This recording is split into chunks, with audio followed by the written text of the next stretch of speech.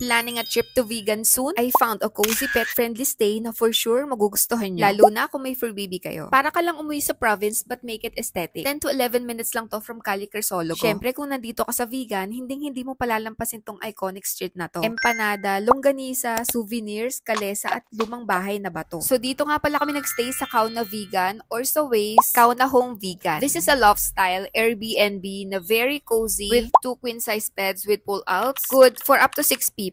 Parang hotel feels pero may pagka-homey vibes pa rin at napakabango. Clean and fresh linen so winner sa comfort. Even the bathroom is clean at para kang may mini spa inside your Airbnb. May heater, bathtub, vanity and full-size mirror. Provided na rin yung bath bomb, slippers, bathrobes, toiletries kaya hindi ka mag-worry na magdala pa ng kung ano-ano. After nyo mag-stroll sa Cali Crisologo, ang sarap lang dito mag-unwind or mag-relax o di kaya dito sa kanilang private pool with lounge where you can chill, take photos, or enjoy night swims. Ang ganda and very cutesy ng setup. Kung mahilig naman kayo magluto or mag-prepare ng food sa trip nyo, ang cute din ng kitchen and dining nila. Complete na rin, may ref, electric kettle, rice cooker, stove, oven, and free 1 gallon of mineral water. May mga spices na rin at complimentary coffee. And a super nice couch in the living area. I really love the interiors. Napaka-aesthetic, IG-worthy, and well-designed. May TV, books, and board games din pala so hindi kayo mabobore. At ito lang naman yung view nyo outside. Pwede rin kayo mag-jogging. Actually, may nakita rin kaming nagja-jogging dyan. Sobrang relaxing kasi ng view at bibihira yung mga dumadaang sasakyan. So, kung nagbabalak rin kayo mag-vegan, save nyo na tong video na to at baka ito na ang next staycation nyo. For the rates naman and other inquiries, please message Kauna Vegan on Facebook or Instagram. And don't forget to follow me for more pet-friendly spots and staycation recommendations.